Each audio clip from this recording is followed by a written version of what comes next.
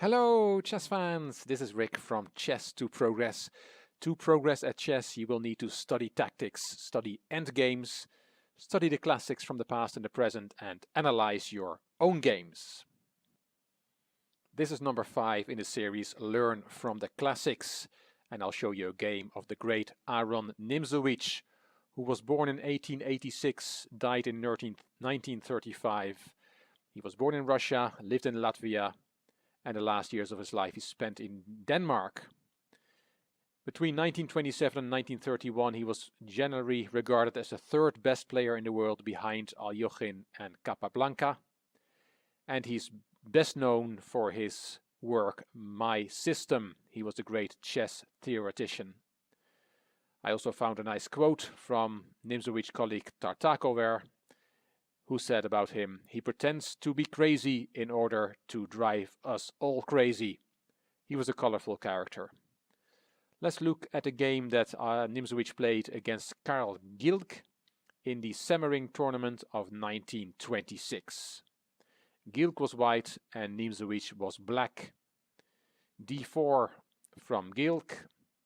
Nimzowitsch played the Dutch defense, f5, g3, d6, bishop g2, knight f6, c3, knight c6, knight h3, e5, Gilk castled, and Nimzowitsch played h6 to prevent a bishop or a knight coming to the g5 square.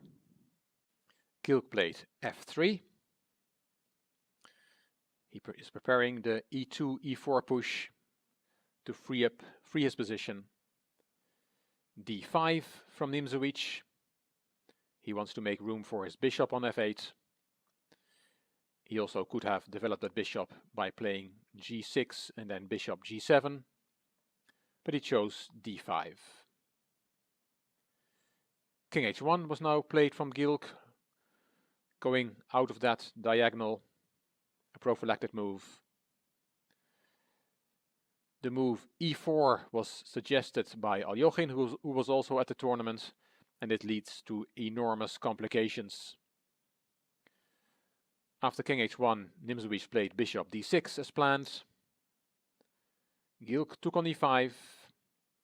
Nimzowitsch took back with the knight, and now the move f4 to kick the knight is not good, because the knight will go to g4, and black is better.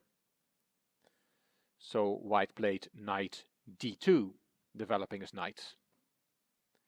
Black castled, and now e4 as planned. This is the move that white has played for, but he's overestimating his position. e4 is not a good move.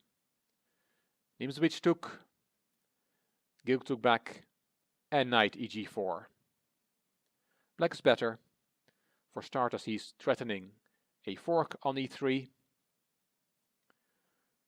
Of course, Gilk saw that. He played rook e1 to cover the e3 square. And queen e8 with a plan to bring his queen into the attack through h5. E takes d5, and there comes that queen, queen h5.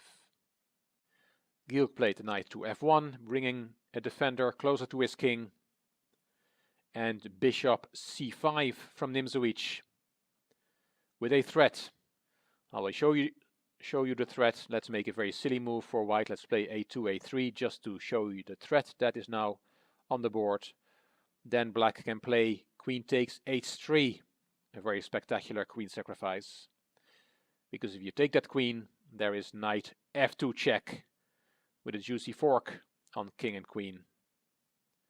King g1, knight takes d1 check, the bishop gives check to the king, and black will end up with more material. Black is winning. So that is the threat after bishop c5, and it's a good threat, but still bishop c5 was not the best move. The problem is that the dark squared bishops now will get traded, which is not in black's advantage. So bishop d7 was given by the commentators as a better alternative, developing the bishop, making room to develop the rook on a8. after the move from the game, bishop c5, with the threat of queen takes h3, Gilk played bishop e3. That takes the threat out of the position. Nimzowitsch took, Gilk took back, and now bishop d7, developing. Queen d4, that's okay. It looks like black has a threat of knight takes e3, and then the knight on h3 is hanging. Attacked twice, only defended once. It looks like black wins a piece, but there is knight f4 as an in-between move. That move is saving the knight, attacking the queen, and that way white keeps equality. Nimzowitsch did not take on e3. After queen d4, he played rook a e8, bringing his last undeveloped piece into the game. Here white's best move is to take on g4, swap an attacker. After knight takes g4, there is king g1, and white is doing okay. But Gilk played knight f1. And here comes g5 from Nimzowitsch. He's now attacking. He's going to attack with all pieces. If you look at black's pieces and the pawn on g5, all of them are threatening to take part in an attack on white's king.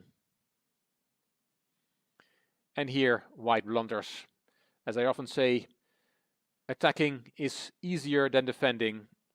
And even though this position objectively is okay for white, he buckled under the pressure. He played knight g1, and that allows a nice finish, which we'll see now. Knight e4 from Nimzowitsch. And we have a threat. Let's look at the threat. Let's again make that silly move for white. Let's play a3. Then there is knight takes g3 check. And white only has one move. You have to take the knight. You cannot take with the pawn because the pawn is pinned. So you have to take with the knight. That knight was covering the h2 square. So, because it now has been deflected, queen takes h2 is checkmate. So that is a threat after knight e4. Gilk saw that and played knight h3. Knight gf6, very strong move, the best move in the position from Nimzowitsch, making room for the bishop on d7 to take part in the attack. And there's no defense for white. For starters, you're threatening to take on h3. That's attacked twice, only defended once. And knight g1 will not help because of knight f2 check. And you only have one move. You have to take that knight with your queen. But then there is knight g4. The next knight comes to g4. And black wins. The queen is hanging. And if you take the queen away, for example, you take the pawn on a7, then there is rook takes f1. Again, taking away that defender of the h2 square. There's a threat of queen takes h2 checkmate, and black will win here. After knight gf6, Gilk took on e4, take away that attacker, knight takes, and saving his piece with knight g1. But it didn't help because there is knight f2 check, king g2, and after bishop h3 check, white resigned. Beautiful attacking play from Nimzowitsch. Why did he resign? Well, you have to take that knight, but then there is queen f3 check. Beautiful. Because after king g1, knight takes h3 is checkmate. Great attacking win from Aron Nimzowitsch, one of the greatest theoreticians we've had in the history of our game. Hope you liked this video. If you did, please give the video a thumbs up. Please subscribe to the Chess2 Progress channel. Please leave a comment, and if you liked the video, it would be great if you could share it on social media. You also may want to check out my Chess2 Impress channel. The link is in the description box, as well as the link to the other videos from Learn from the Classics. This is Rick from Chess2 Progress. Thank you for watching.